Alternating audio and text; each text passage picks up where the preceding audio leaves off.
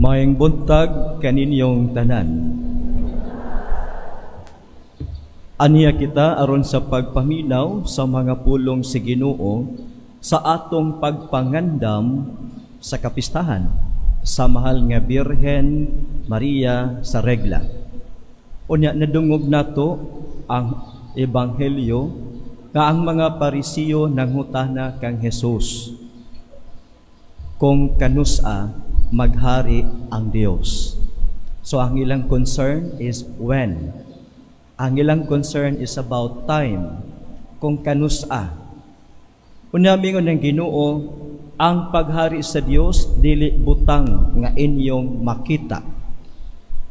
Walay makaingon nga ni adiri tu adito, kay matod sa Ginoo ang paghari sa Dios anaa sa sulod ninyo. Mao ang atong tema karong adlaw, pingon nga Maria panabang sa paghari sa Dios sa atong kasing-kasing. Unsa may atong pamalandungan nining maong tema ug unsa may giingon kanato sa balaang kasulatan. Mobalik ta, muadto ta sa balaang kasulatan diha sa basahon sa Pinadayag kapitulo 20, Kapitulo 3, versikulo 20. Nag-ingon ang Ginoo, nagtindog ako sa pultahan og nagtuktok, kun may makadungog sa akong tingog og moabli sa pultahan, musulod ako sa iyang balay og makigsalo kaniya og mukaon siya uban kanako. Mo nagiingon.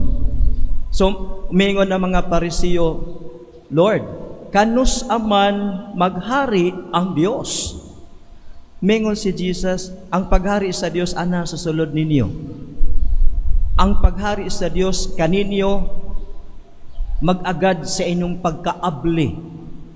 Ang paghari sa Dios kaninyo mag-agad kung kanusa ang time nga ikaw muukab sa imong kasing-kasing, muukab sa imong huna-huna, aron ang Dios mo sulod diha kanimo, og pagsulod niya diha kanimo, maghari siya diha kanimo. Mao na ang ingon sa Pinadayag, nagtuktok ang Ginoo sa gawas sa pultahan. Nagtuktok ang Ginoo sa atong kasing-kasing, apan ang pag-abli sa pultahan sa atong kasing-kasing nagdepende sa nagdala sa maong kasing-kasing. Nagdala ikaw, ako, kitang tanan nagdala sa atong kasing-kasing. So ang pangutana, Lord, kanus aman maghari ang Dios? Mingon si Lord, depende na sa imo. Andam ba ka nga muukab sa imong kasing-kasing, sa imong kinabuhi para sa Ginoo? If you are not ready yet at this time, God can wait. Sumunod na kanindot sa Ginoo kay God waits until you become and I become and we become ready to open the doors of our hearts and to welcome Jesus into our life. Kanus ang maghari ang Dios? Anaa kanato. We hold the key. You hold the key. I hold the key. And the key is in me to open my heart for God. Pagkatapos, kung kining maong pagbukas sa atong kasing-kasing, anaa na dinha, ani-ana ang Dios musulod kanato. Moingon ta nga, maghari ang Dios. Sa paghari sa Dios sa imong kinabuhi, sa pag-abot sa iyang gingharian, diha kanimo, dunay gipangayo ang Dios. Ready ba ka nga imong ilabay ang imong mga basura sa imong kasing-kasing? God, gingon pa niya tong mga previous days nga pagbasa from the Wisdom of Solomon in chapter 3 verses 1 to 2. Giingon dito, ang Dios ang iyang kaalam, dili mo puyo diha sa kalag nga makasasala. So what makes us sinners? What makes us sinful? Our evil deeds, our evil thoughts.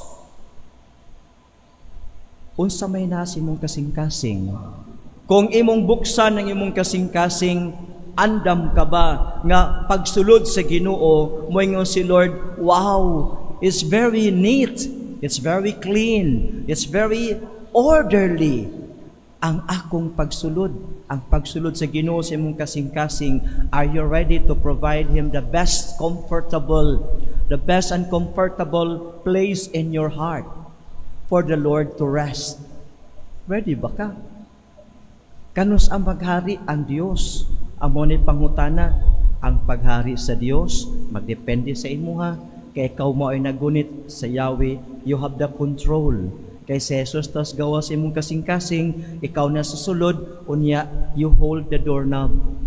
You hold that doorknob.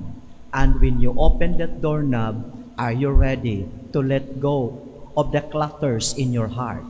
Are you willing to let go your sins? Are you willing to clean up your hearts with all these cluttered things, with all these things nga niya ka na to, like hatred, anger, naadin ha ka ng resentment, naadin ka ng jealousy, naadin sa itong kasing-kasing nagtipunog ka na. Are you ready to let go of that?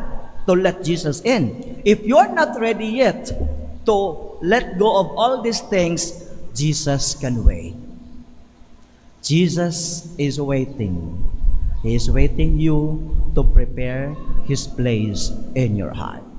So kung mao kini, nunta nga ang paghari sa Dios, kay mao man atong tema karong adlaw, ang Maria panabang sa paghari sa Dios sa atong kasing-kasing. How do we allow God and how do we let God reign in our hearts? Una, first thing is to listen. Maminaw kita sa Ginoo. Mao na nga ang iyang pulong atong paminawon. Kung dili kita maminaw sa Ginoo, our hearts remain closed. Kay moingon ta, Lord, maghari ka sa akong kasing-kasing, but the Lord will say to you, ready na ba ka? Buksan mo nga ako. Paano ako makapasok sa buhay mo? Paano ako makapasok? At paano kita paghaharian kung hindi mo ako pagbuksan? Buksan mo ako para makapasok ako. Are you willing to open the door of your heart for Jesus? So, pakinggan, makinig, atong paminawon ang pulong sa Ginoo. Unya, after that, we discern and we prepare ourselves and open the doors of our hearts and welcome Jesus into our hearts.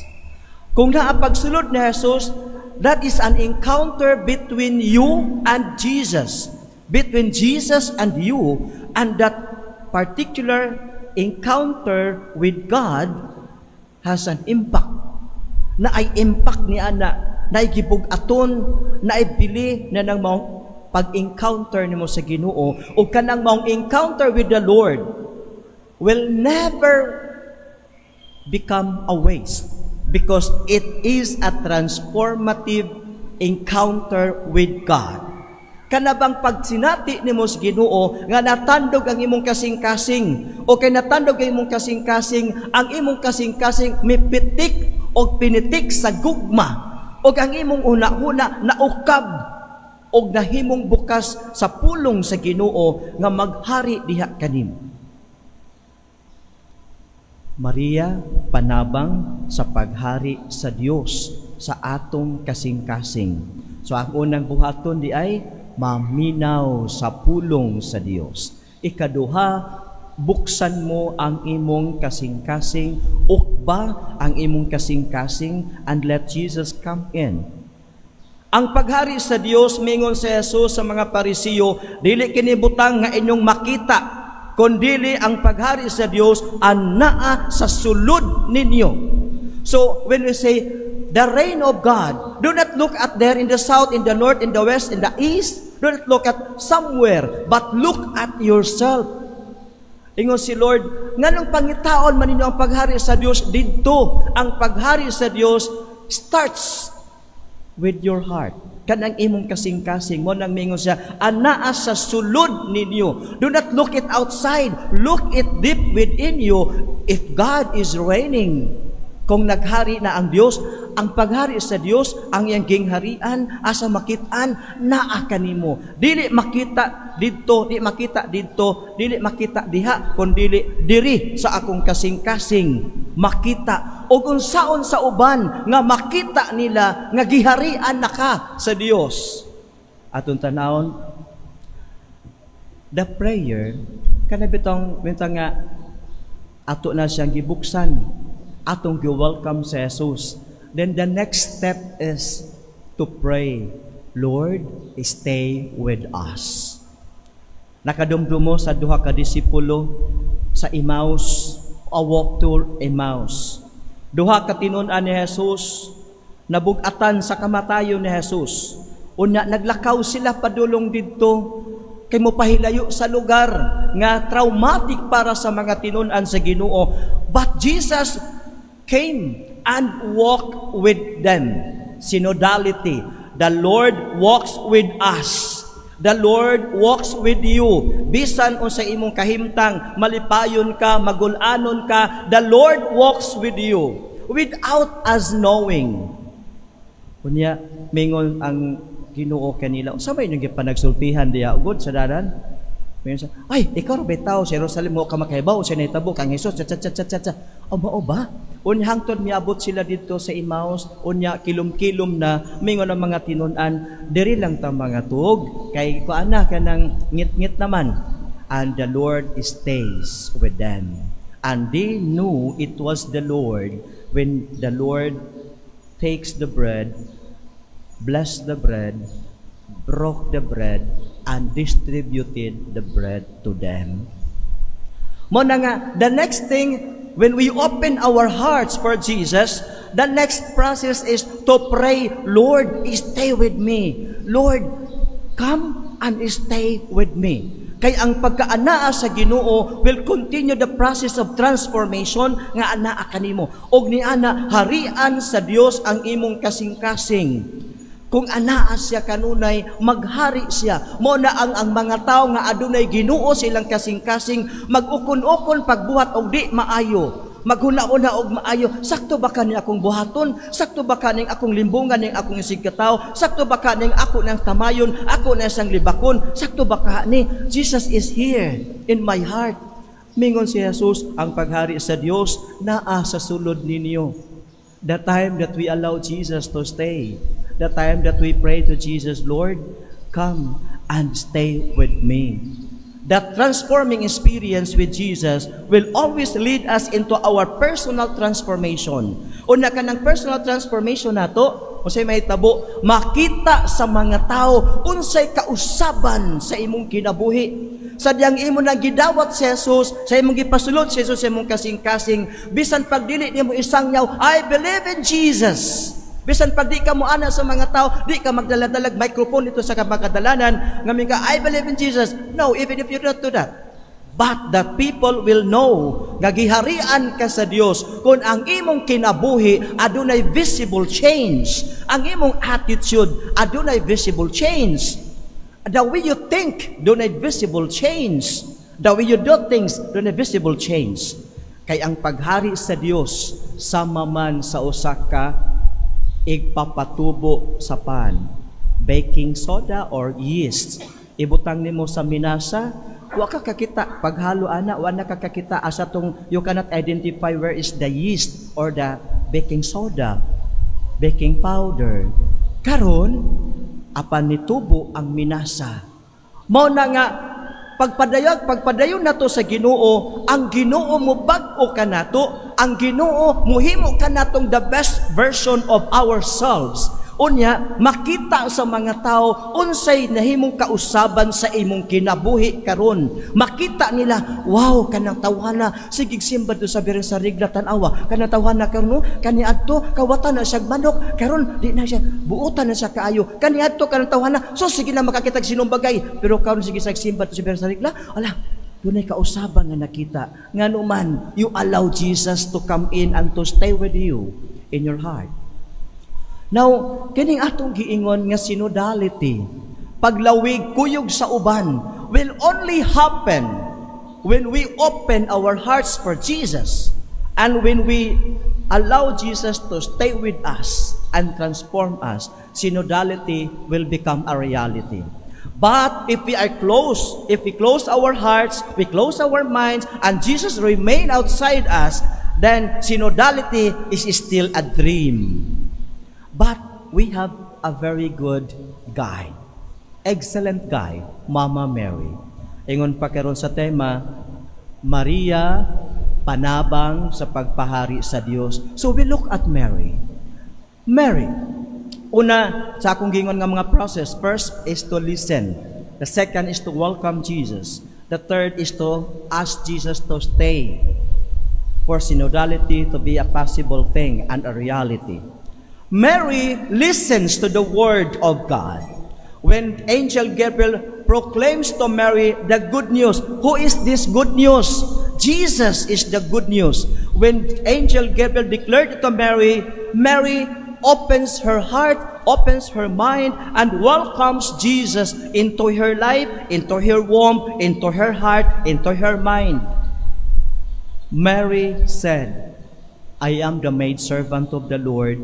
Be it done according to your word. Let it happen to me as what you said to me today.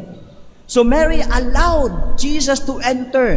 And then pagkatapos, gipanamkon sa mahal nga birhen si Jesus. O bisan gipanganak na niya si Jesus, Jesus did not leave Mary.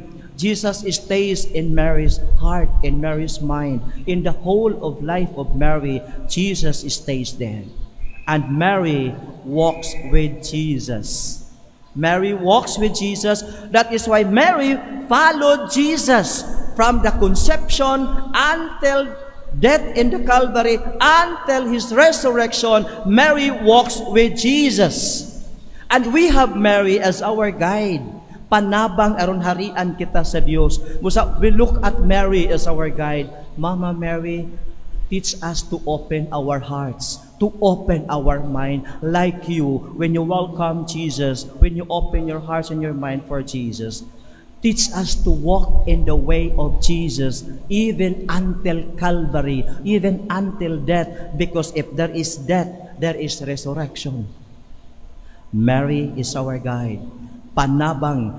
Mao na nga, kung maglisod ka sa pagpakig-uban sa uban, kung maglisod ka pagdawat sa uban, look at Mary. Look at Birhen sa regla, and she will tell you, here is Jesus. Here is my son. Receive my son. Let my son come into your life. Let my son dwell into your heart, and you will walk with us. Walk with Jesus, walk with Mary, and synodality will become a reality.